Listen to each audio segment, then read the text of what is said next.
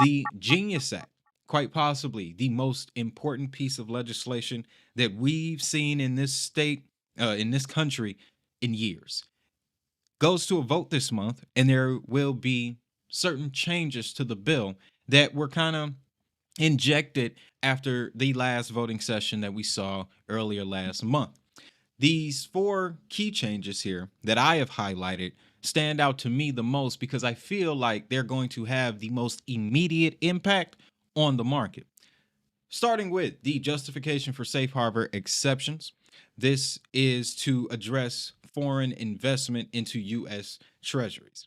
Because another big thing about this story is the fact that US treasuries make up such a large amount of the current stablecoin market.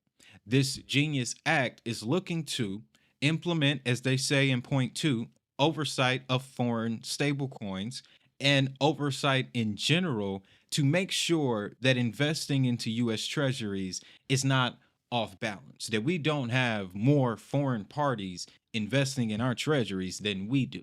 Now, to that point, I'm not a finance guy. It may already be that way. Research pending, right? Third point here, though, stricter requirements for reciprocal agreements with foreign regulators. So, I believe those two things, specifically these last 2 points, oversight on foreign stables, stricter requirements, that's aimed at Tether because they're a foreign stablecoin issuer. But as we'll find out in just a few minutes in the next segment here, oh boy, do they have a grip on this market. But this last one here, restrictions on non financial public companies. That's a shot. That is literally them picking up the rifle, okay? Tweaking the scope, you know, blowing the dust off of it and going pow pow, Meta, pow pow, Amazon, taking you out, pow pow, Microsoft, because don't even try that. Meta was getting ready to, remember? We were just talking about it. Meta considering using stablecoins for cross border payments. We discovered that a current board member for the Stellar Development Foundation was brought in to MetaPay to help make this happen. But if these changes that are now into the Genius Act, they get voted on and it passes, that's going to kill that whole initiative. Or it will force companies like a Meta, companies like Amazon or Microsoft or who else may want to get involved in the stablecoin game, it will force them to go directly to public networks that are already supporting these stablecoins that they want to use. Because remember, MetaPay's whole thing was we didn't want to create our own stablecoin. There's a bunch of them on the market. Let's just pick one, integrate it into our system, and make them trillionaires. If they pick USDC, understand the setup will look like this. Meta goes with USDC, makes it the main stablecoin in MetaPay. The wallets that will be on particular chains like Solana, Stellar, Algorand, Hedera, Avalanche, and all of the other USDC compatible networks, it'll be those wallets that will be able to speak with, for lack of better terms, MetaPay's infrastructure.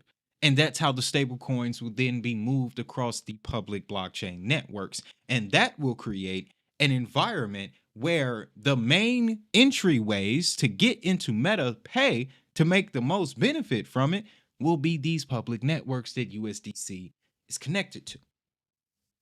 Right?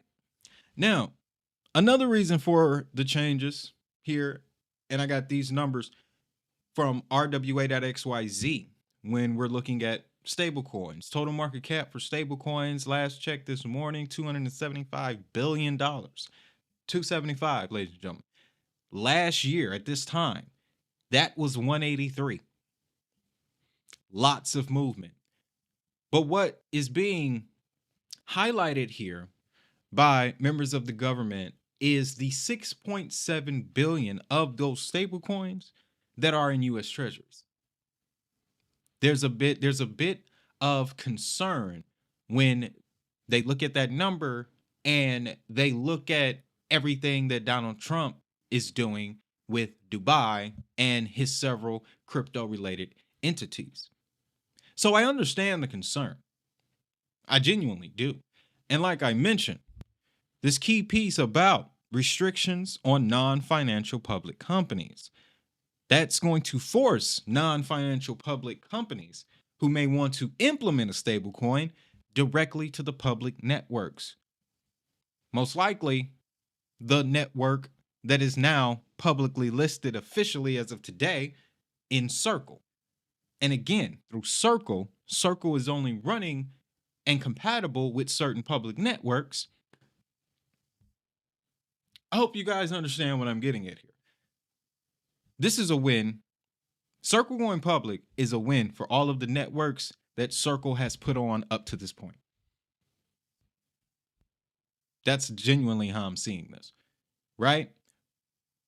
So with the changes to the Genius Act, guys, we have to look forward to a vote later this month.